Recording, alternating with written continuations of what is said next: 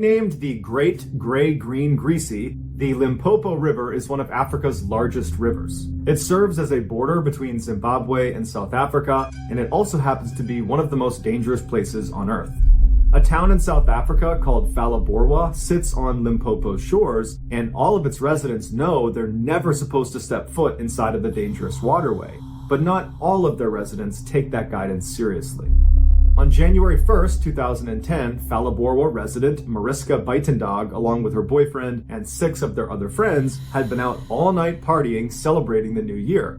They had had a considerable amount of alcohol over the course of the night, so as the sun was coming up, in their inebriated state, they decided they wanted to take an early morning dip in the Limpopo River. So they head over to the river, and while initially they all seemed really eager to get in the waterway, it was only Mariska that was brave enough to do it. So the rest stayed on shore, and Mariska jumped in the river and jumped right out again. And she survived, and everyone was very impressed with her. And so she's confident, and so she does it again, this time going a little bit farther out into the river before coming back on shore. Now she's really confident, she's done it twice, and so she said, hey, who wants to come with me for a third time in? And the group said, no, we're still good, and you really shouldn't push your luck. This is not safe. And she said, I don't care, I'm going in for a third time. So Mariska gets in the water, and by herself, she swims out on her back about 15 meters away from shore. She turns and waves at the group and smiles before she is violently pulled under the water. There wasn't even time for her to scream.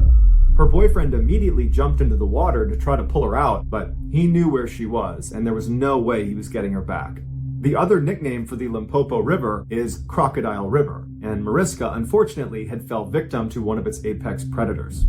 But it's not just drunk partygoers that fall victim to these crocodiles. Unfortunately for the residents of Zimbabwe, because of the extreme hardships they have to face, many of them have been forced to flee the country and cross over the Limpopo River to try to gain entry into South Africa, and many of them will die trying.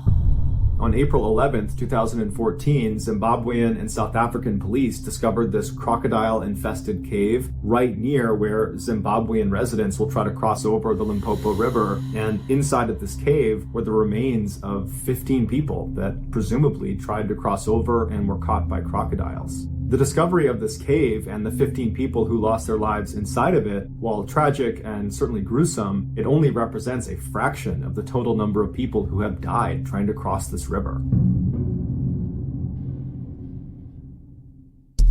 The next story, which is our number 2 story on today's list, is called No Way Out.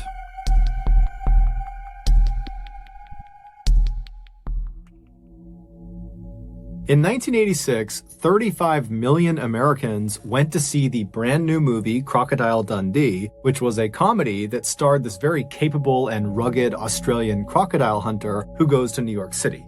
One of the 35 million Americans who saw this film was a 24-year-old model from Virginia named Ginger Meadows. And after seeing this film, Ginger felt inspired to actually go to Australia to see it for herself because it looked so amazing in this movie. So a couple of months later, in March of 1987, Ginger, by herself, hops on a plane and flies to Perth, which is a major city in Western Australia. And her plan was she would land in Australia and then work odd jobs to make a little bit of cash, and then use that cash to fund her travels all over the country. And then at some point, after she was tired of doing that, she would head back to the United States. So she lands in Perth, and immediately she sees her first opportunity to make some money. There had been this huge sailing competition in the city leading up to the weekend she arrived there, and so she saw all these luxury yachts anchored at all these docks along the coastline, and Ginger's thinking to herself, you know, these huge ships, they have crews that work on them basically full-time. Maybe one of these boats could use an extra set of hands. And so Ginger, who was very friendly and outgoing, she went right down to one of these docks, and she stopped in front of the very first yacht she saw, which was this huge luxury 100-foot yacht, and she introduced herself to the captain of this boat, and she said, hey, you know, can I hitch a ride with you guys to the next place you're going, and in exchange, I'll work for you. And as it happened, the captain was actually looking for another crew member to assist their chef. And so he said, okay, well, can you cook? And Ginger said, yeah, I'm a great cook. And he said, okay, well, you're hired. You can be the chef's assistant. And so Ginger, she climbs on board and she meets the rest of the 5 other crew members, including the chef who she'd be working with. And the chef's name was Jane, and those two would become very close. And then shortly after Ginger had come aboard, the captain cast off their lines and they headed out to sea. Their next stop was going to be New Guinea, which was roughly 14 days of travel away. After about a week at sea, the captain realized they were dangerously low on fresh water, and so he decided to take a detour and turn east and head inland along this river system that would bring them to this large freshwater pool, which he also knew had this huge waterfall that dumped down into it, and so he figured they could go right underneath this waterfall and fill up their jugs with all this fresh water and then head back out and they'd be good.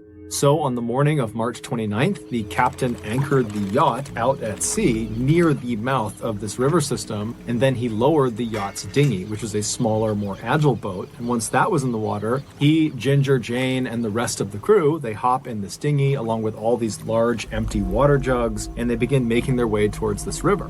And so they're traveling up this river for a little while, and then finally they get to this huge freshwater pool, and right in front of them is this amazing waterfall, and everybody is just totally awestruck by this waterfall. It's like a gem in the middle of nowhere because they're in very rugged Australia at this point. And so the captain, he brings the dinghy right near the base of the waterfall, and one by one they hold up their water jugs and they fill them with fresh water, and then they're about to turn and go back out to sea and get back on their yacht when the captain thinks to himself, you know what, we've been at sea for 7 days straight, it's been very monotonous, maybe it would be a good thing to stick around here for a little bit longer and maybe even hike up to the top of this waterfall and enjoy the view and kind of enjoy the scenery before we head back out to sea. And so he says to his crew, hey, do you guys want to go to the top of this waterfall? And everyone agrees it's a great idea, with the exception of Jane. She did not feel like hiking to the top of this waterfall. She said she would stay down in the dinghy and wait for them. Now, this pool is basically surrounded on all sides by just pure cliff face. There really is no place to land this dinghy. There's no flat surfaces. You basically have cliffs that go directly into water, and then also you have the river that feeds back out to the ocean. So the captain brings the dinghy right up against the cliff face right next to this waterfall, and he and Ginger and the other crew members not named Jane climb out of the dinghy onto this cliff face, and they begin climbing, literally climbing up this wall towards the top of the waterfall. Now, everyone was able to do it except for Ginger. She kept slipping on the rocks. It was very steep. It seemed kind of dangerous. And so at some point, she abandons the idea and goes back down to the dinghy with Jane, and the captain and the rest of the crew, they continue up towards the top.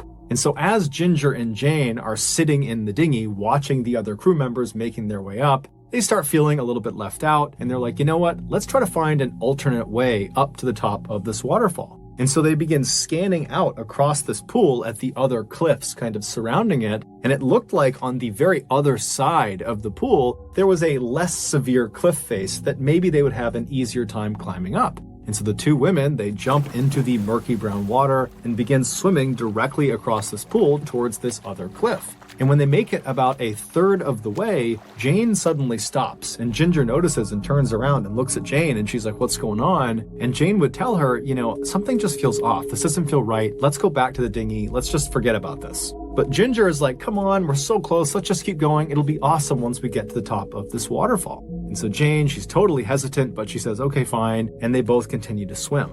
And then all of a sudden, they hear their captain, who is now on top of the waterfall, screaming down to them to get out of the water right now. And they notice he is pointing down at the pool in a direction slightly away from where they were. And so they're looking up at him, and they're following his finger down to the part of the pool he's pointing at, and they see there is this tidal wave of water coming towards them.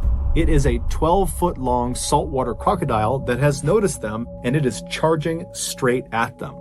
Now, Jane and Ginger knew they were too far away from the dinghy to be able to swim to it before this crocodile was going to reach them, and so their next best choice was just to turn and swim towards the nearest cliff face, because again, there is no place to get out of the water. There's only cliffs. And so they swim towards this cliff face, which is right on the edge of the bottom of the waterfall, and so water is landing on them, and they reach the cliff face, and they're trying to climb up and pull themselves out of the water, but there's nowhere to grab onto. It's all totally slick, there's no good handholds, and so all they have is this little ledge that is in the water that they're standing on, but they're still halfway into the water. And so after they struggle for a minute trying to pull themselves out of the water and they realize they can't do it, they both just turn around and they lock arms and they look out through the water that's falling down in front of them into the pool, and they see this crocodile has followed them and it is now stopped right on the other side of the water that's falling down, and it's just staring at them with its mouth wide open. And the two women are looking at it, they don't know what to do, and the captain and the other crew members, they see what's going on, and they're trying to climb down as fast as they possibly can to try to rescue them, but it's going to take several minutes at least before they get down to the dinghy. And so Jane and Ginger, they're totally aware of this, and they're just staring at this crocodile, screaming at it, trying to get it to go away. And at some point, the crocodile does just close its mouth and sink below the surface. But now they don't know where it is, and this causes Ginger to completely panic, and she lets go of Jane's arm, and she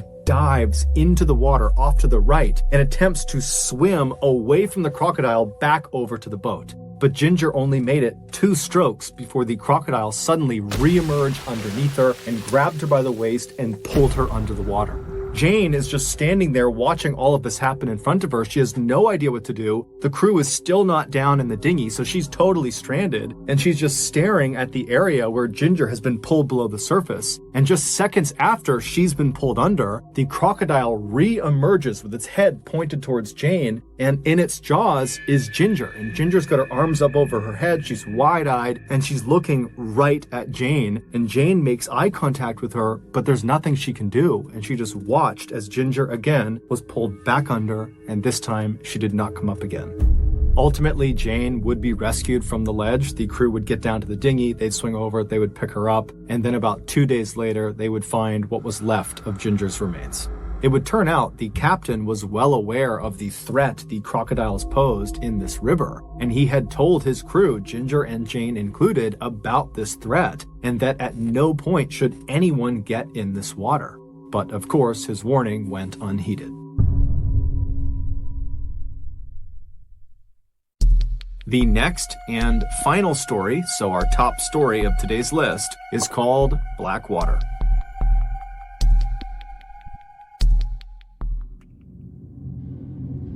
At 11:40 a.m. on December 21st, 2003, 3 young men who were longtime childhood friends hopped in a truck and began traveling south. They were 22-year-old Brett Mann and 19-year-olds Sean Blowers and Ashley McGuff. They lived in a coastal city called Darwin, which is actually the capital of the Northern Territory in Australia. The Northern Territory, also known as the Top End, is located in the central north of the continent. It is 6 times larger than the UK, but has 280 times less people living in it. Specifically, the UK is home to roughly 70 million people, whereas the Top End is home to only 250,000 people, and half of them live in Darwin. There are many reasons why the Top End is so underpopulated, ranging from politics to poor infrastructure, but the most obvious reason that so few people choose to live in this part of Australia is because it is wildly rugged and dangerous. It is scorchingly hot year-round, and the weather in general is just unbelievably unpredictable and violent. And, as the old saying goes, all the animals there are trying to kill you and each other.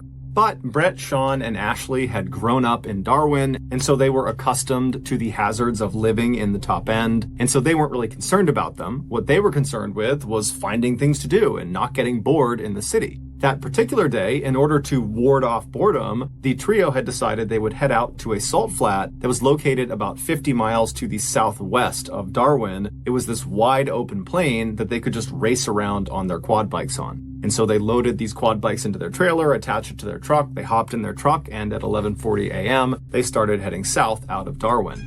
The first road they were on was this fairly desolate dirt road that wound around through the wilderness, and it passed by the iconic eucalyptus trees that are very well known in Australia. It passed by palm trees and giant termite mounds. And after driving on this dirt road for about 30 minutes, the trio passed by the Tumbling Waters Holiday Park, which is a vacation resort for adventurous families. And then beyond this park, there really was no more civilization. They were headed right into the outback of Australia. And so this was kind of like the last mark of civilization. And so the trio, they drive for another 30 minutes past the park. And at some point, all of the trees on either side of the road start getting more and more dense until they begin kind of encroaching over the road, as if it looks like you're driving directly through the heart of a jungle. And they would have recognized this change in scenery as meaning they were nearing the Finnis River, which was off to their right beyond all of the trees. So they couldn't see it, but they knew they were close. And the Finnis River was was not a huge waterway. It was a 30-mile stretch that ran east to west through the top end, and what it was known for was being very brackish and dark. You could not see into this water more than maybe an inch or two, so it almost appeared black. And so the trio continued driving along through this kind of jungle atmosphere until the left side of the road began to thin out again, and then it eventually revealed the salt flats up to their left. And so at that point, the trio pulled off on the right side of the road where the vegetation was still very thick. And then the trio hopped out of the truck, they went around to their trailer, they dropped the gate, and one by one they pulled their quad bikes off, and then each of them hopped on and drove out onto the flats. That day, the flats were actually very muddy because it had recently rained really heavy in that area. And so the trio spent just as much time racing each other on the flats as they did trying to drive close to each other and spray mud on each other. And so for hours, they were out there having a great time. And then at 4:30 p.m., they decided it was time to call it a day. And so they drove back over to the truck. They drove their quad bikes up onto the trailer. They locked it. And then they were about to get into the truck to head back home when one of them suggested, hey, let's head down to the water and rinse our clothes off and get all this mud off of us. Now, you need to understand, in the top end, the place you want to spend the least amount of time in is the water. People in the top end assume that in any natural water body that is not clearly designated as a swimming area has at least one animal lurking in it that will kill you. This is a literal precaution people in the top end take. And so this section of the Finnis River that these three friends were thinking about going and jumping into and washing off inside of, this was not a clearly designated swimming area, and so it should be avoided. But you need to remember, these three guys, they grew up in the top end. They were used to living in this kind of wild area, and they'd also come to the salt flats so many times over the years, and they had jumped into the Finnis River before to wash off and go swimming, and nothing had ever happened. And so really, the idea that the Finnis River could be dangerous to them, it didn't really cross their mind. They felt like, you know what, we've been there, done that, nothing's gonna happen to us. And so they left the truck and walked away from the salt flats into this mangrove forest that's only a couple of feet off the road and began walking towards this river. Normally, the trip from the road through the forest to the river bank, basically where the forest ended and you reached the river, it would take about 10 minutes. But after walking in this mangrove for maybe a minute, they were already standing in river water. It was only a couple of inches of this water, but it signaled to the guys that clearly the river is very swollen from all of the recent rains, enough so that it overflowed beyond its natural boundaries and it's flooded the mangrove forest. But the three guys, they look at each other and think, meh, what's the big deal? I'm sure we'll be fine.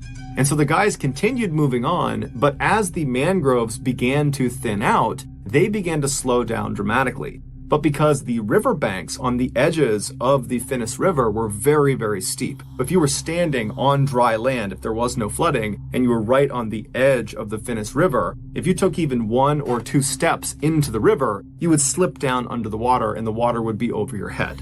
Now, as these guys are walking, because the ground is flooded with this black, brackish water, they couldn't see the ground, and so they couldn't tell where the drop-off into the river was. And so they began to slow down, and then when all the trees were practically gone, they knew they were close, and then one of them actually slipped and kind of tumbled down the edge for a second, but he turned and he grabbed one of the roots of the mangrove tree and pulled himself back up. And then the other two, after seeing this, they walked over and stood next to him, and the trio just stood there looking out at this pitch black looking river that was very clearly moving faster than normal because of all this excess rain. But they kind of looked at each other and thought, you know what, it's not that big of a deal. We'll hold on to the roots of these mangroves and lower ourselves over the embankment. We'll wash ourselves off, pull ourselves back up. No big deal. And so they each turned around and grabbed a root of one of the many mangrove trees that marked the edge of this forest. And while holding on, they would lower their lower half down past the embankment until they were submerged. They rubbed all the mud off of themselves, being very careful not to let go of the mangrove at any point. And then as they were about to finish up and pull themselves back up and get back to their truck, when Brett loses his balance and somehow lets go of the mangrove root and slips down the steep embankment, and suddenly the current takes him away from his friends and out to the middle of this river, and before long he's getting pulled downstream. And so he yells out to Ashley and Sean, who had their backs turned to him. They turn around, they see their friend, and they instinctively leap into the river to try to go get him and help swim him back to the side. Now, all three of them were very competent swimmers, and so this was not a high panic situation. This was more like a inconvenience and maybe a little bit funny, and so that's why they leapt in no problem. They figured, worst case scenario is we'll drift somewhere down there and we'll get out and we'll walk our way back to our car. But as soon as Sean and Ashley were free floating in this river, they felt how strong this current was, and it was way stronger than they were anticipating. And so they actually started to get a little bit worried, and they looked up ahead of them, and Brett, who had been in the water for, 10 or 15 seconds before they leapt in, he had already moved way farther downstream than them. And so they decided, you know what, we have to get out, but we need to get to Brett first. We all need to get out at the same place. And so they decide they're going to swim downstream, meet up with Brett, and then get the heck out of that river as fast as they possibly can. And so they yell out to Brett hey, we're coming to get you. And they start swimming as fast as they possibly can. And with the help of the current, they manage to get all the way up to Brett relatively quickly, maybe a couple of minutes. And when they reach him, Sean and Ashley go in front of Brett. And then the three of them, they stop actively swimming and they allow the current to just kind of carry them downstream. And as they're drifting, they begin scouting the left side of the river for a solid clump of mangrove trees they can swim into. Because unless there's something to grab onto on the edge of this river, they can't pull themselves out. And so at this point, the trio is definitely uncomfortable being in the water because of how strong that current is, but they're confident they're going to find a viable landing spot and they're going to get out of here and it will be a great story. And so Sean is in the front, Ashley is right behind him, and then Brett is behind Ashley. And they're all about an arm's length away from each other. And they're drifting down this river for a couple of minutes. They're looking on the left side for a viable landing spot. And then all of a sudden, Ashley just yells out, hey, I see something in the water. We need to get out. Find the nearest tree. Get out, get out, get out. And so Sean, he starts panicking. He doesn't even turn around to see what's going on behind him. Adrenaline kicks in and he swims as fast as he possibly can to a tree that's popped out of the river. It's literally growing in the middle of the river. And so he swims up to this tree. He manages to climb up to the first fork of the tree, which is maybe 6 or 8 feet above the water. And as soon as he's up there, he turns around and looks down and he sees Ashley. He reaches down and he hoists Ashley up to the first fork with him. And then the pair turn around again to grab Brett, but Brett's not there. And so they look around, they're thinking, okay, did Brett not make it to the tree? Did the current pull him around? Is he at some other tree? They're yelling out for him, they're looking for him, but there's no Brett. And so they're talking to each other, Ashley and Sean. They're saying, hey, did he call out? Did you hear something? Did he give some indication about where he was going? And they're saying, no, I don't know where he is. And so they start climbing up the tree a little bit and trying to look down and up the river to see if maybe they can see him. And then all of a sudden, Sean notices something yellow flash beneath them in the water. And so he looks straight down and he sees this yellow thing down there. So he nudges Ashley and he says, look. And so Ashley looks down, and as they're looking, they're about 10 feet off the water at this point. They see this yellow thing start rising up to the surface. Now, the water is so dark, they really can't tell what anything is unless it is at the surface. And so they're watching this yellow thing, and suddenly it comes out of the water, and they see it's Brett. He's got his yellow jacket on. That's what they saw. And Brett is in the mouth of a 13-foot-long saltwater crocodile. He is face down and his left side is being held in this animal's mouth and he's not moving. And so Sean and Ashley are so scared, they're just frozen. They're just staring at this monster that's in the water that's holding their friend underwater and they can't do anything about it. And for 2 minutes, they just stand there looking at this animal, wondering what's going to happen. And for those entire 2 minutes, the crocodile stared right back up at Ashley and Sean as if it was showing them what it was going to do to them once they got in the water. That I've done this to your friend, I'm getting you to as well. And so they're staring at this animal when suddenly it just kind of goes underneath the water back down into the black abyss and it, along with Brett, just disappear.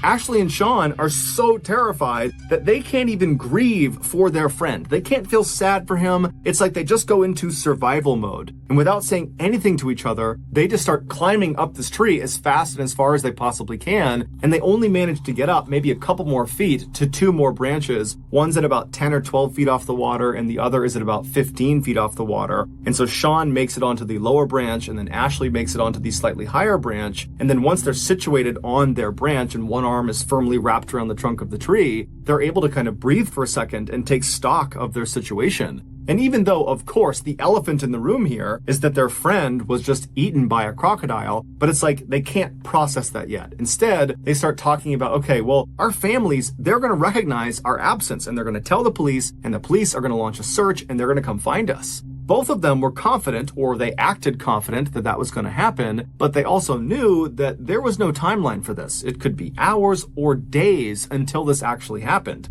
And so as these two teens are sitting on their branches, the reality of their situation really started to come crashing down on them. Because yeah, they're safe in this tree, but how long can they possibly stay in this tree for? I mean, eventually they're going to need to fall asleep. And if they fall asleep, are they going to fall out of the tree and land in the water with this crocodile? I mean, they just didn't know how this was going to turn out. And so as the two began comforting each other, reassuring each other that, oh no, it's going to be just fine. Someone's going to find us tonight or tomorrow. We'll be just fine. As they're doing that, Ashley suddenly stops talking to Sean and just looks straight down. And so Sean realizes what Ashley's doing and he matches his gaze and he looks straight down, and at the base of their tree in that black water is the 13-foot long saltwater crocodile. It's back and it no longer has Brett in its mouth. They have no idea where Brett is. He's just gone. Saltwater crocodiles are considered the most aggressive and dangerous crocodiles in the world, and they are one of only 2 crocodile species that will actively hunt humans when given a chance.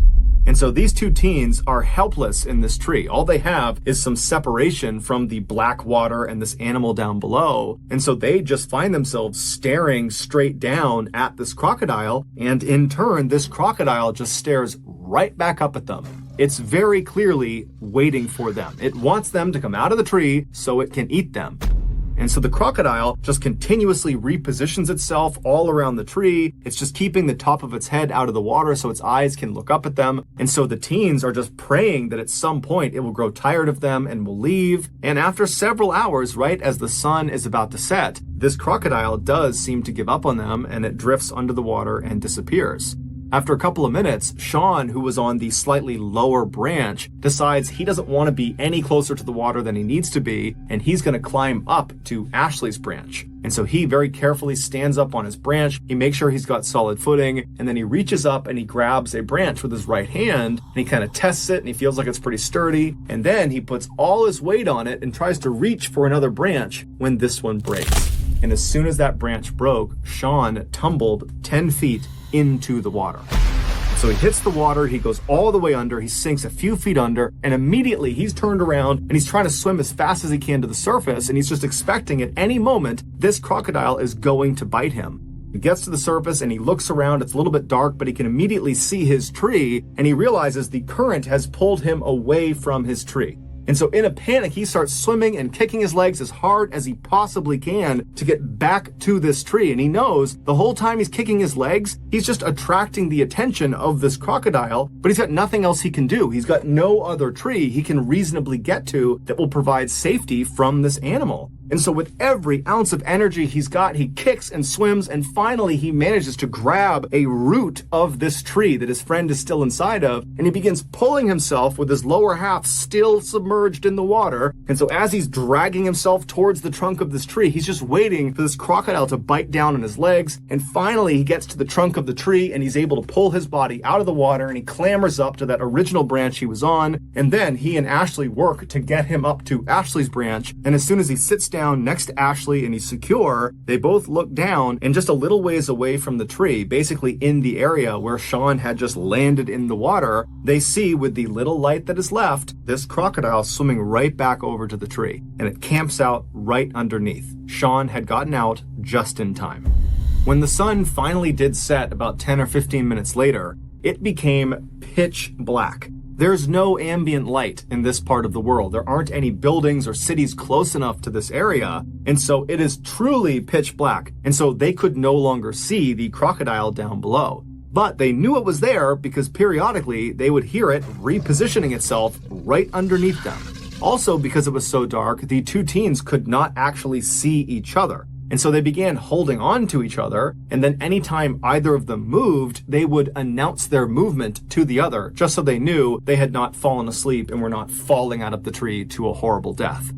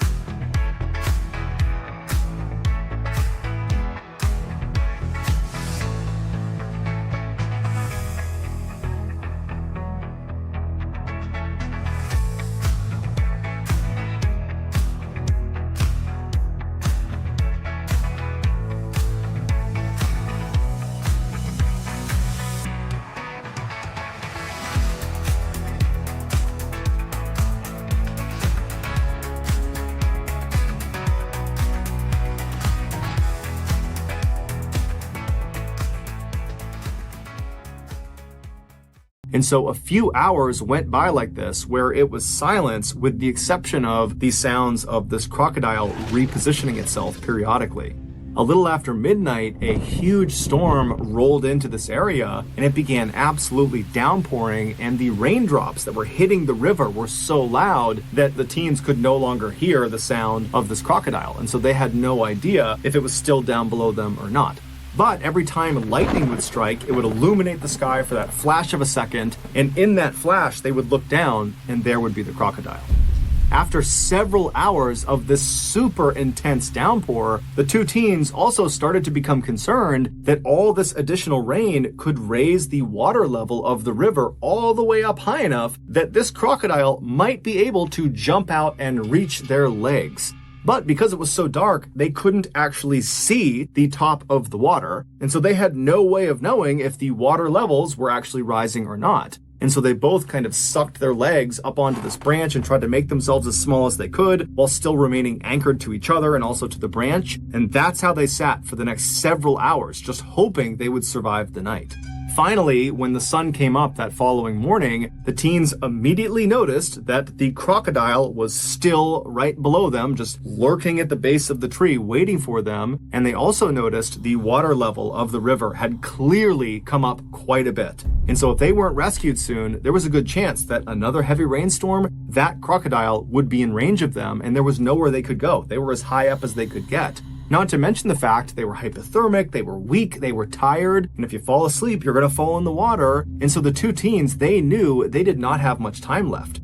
Luckily, at 10 a.m. that morning, they heard the sound of a police officer who was out in the mangrove forest. It turned out their families had recognized their absence. They had called the police, and that morning a search had been launched. They had found their truck and then had been walking down the river yelling out to them, and then they finally did find them. Initially, when they located these two teens stuck in the tree, they called in a helicopter to hover over them and lower down a ladder that could climb back up. But when the helicopter got close to this tree, the rotor wash from the spinning blades, it practically blew the boys out of the tree, and this crocodile was still in the water. The rescuers could see it, the boys could still see it, and so there was this fear that the helicopter would literally send them into the water to their death. And so they had to abandon the helicopter approach. However, the blades of that helicopter did ultimately scare this crocodile, and the crocodile swam away. And so as soon as the helicopter was off station, they had a boat come in, and the boat got right underneath the two boys. They jumped down into it, and they were brought to safety. The two boys were brought to a hospital where doctors determined they were physically okay, but both of them were severely traumatized from what they had just been through. As for Brett, despite an exhaustive search of that river, they never found his body or any of his clothing or any belongings he had on him, and they never found the crocodile that killed him. Thank you for listening to the MrBallen podcast. If you got something out of this episode and you haven't done this already, please offer to do the 5-star review button's laundry, but be sure to stop the dryer when their clothes are still slightly damp. Also, please subscribe to the MrBallen podcast on Spotify, Apple Podcasts, Amazon, Google, and anywhere else you get your podcasts. This podcast airs every Monday and Thursday morning, but in the meantime, you can always watch one of the hundreds of stories I have posted on my YouTube channel, which is just called MrBallen. If you want to get in touch with me, please follow me on any major social media platform and then send me a direct message. My username is just @MrBallen, and I really do read the majority of my DMs. Lastly, we have some really cool merchandise, so head on over to shopmrballen.com to have a look. So that's going to do it. I really appreciate your support. Until next